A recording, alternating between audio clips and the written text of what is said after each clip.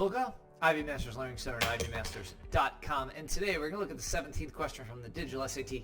Test 1, Module 1 is from the Bluebook app. Number 17 reads, American writer Edwidge Danticat, who emigrated from Haiti in 1981, has won acclaim for her powerful short stories, novels, and blank, her lyrical yet unflinching depictions of her native country's turbulent history.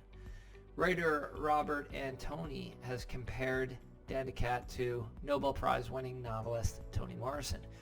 Which choice completes the text that it conforms to the conventions of standard English? And when you glance the answer choices, it's a good idea to look them up and down. And what you might notice, so if I've got a colon, there's got to be an independent clause before colon. As soon as I see a colon, I read up to that point and make sure what comes before it could be its own sentence. Same thing with a semicolon. Now, for the purpose of semicolon, there's got to be an independent clause before and after. You'd use the semicolon or the conjunction, not both. There is another use for the semicolon that has only been tested once on the SAT thus far, on the May of 2022 test, which we're not going to get into now. But my point is, when you look at answer choice D, you see a period. So what you want to do is you want to read up to that point and make sure you've got an independent clause, something that can be its own sentence before it. And then, of course, there's got to be an independent clause, something that can be its own sentence after it. So that's exactly what I'm going to do.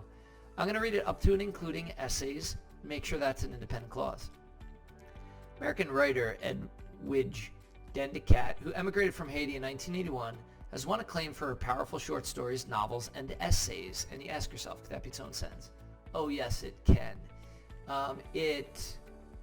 So first off, we see a phrase here that could be taken out. Who emigrated from Haiti in 1981.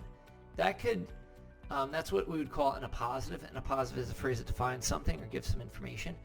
When you take it out, it's more easily identifiable as an independent clause. American writer Edwidge Danticat has won acclaim for her powerful short stories, novels, and essays. You've got the subject, Edwidge Danticat. You've got a verb, has won, and it also is a complete thought, independent clause. So now we're going to read from praising to the end. Praising her lyrical yet unflinching depictions of her native country's turbulent history, writer Robert Antoni has compared Dandicat to Nobel Prize-winning novelist Toni Morrison. That could be its own sentence as well. What we've got is we've got a modifying phrase before what it's modifying. So in other words, praising her lyrical yet unflinching depictions of her native country's turbulent history. That's a modifying phrase. And it's got to come before who or what is praising her lyrical yet unflinching depictions, blah, blah, blah. And it is writer Robert Antoni, so that's perfectly fine, independent clause as well. As it turns out, answer choice D is the correct answer. Now, why is it not A? Because A is what we would call a comma splice. A comma without a conjunction cannot combine two independent clauses. A is wrong. And answer choice B is just a really awkward way to combine it. It might just turn into a I'm going to read without the underlined phrase.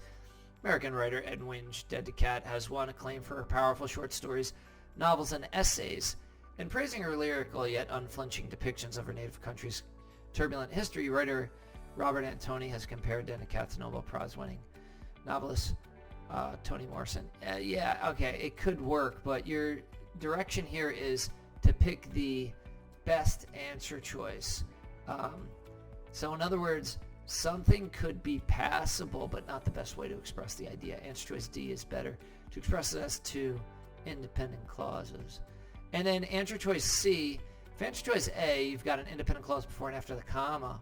Answer choice C is just fusing those two independent clauses without any punctuation at all. Correct answer here is D.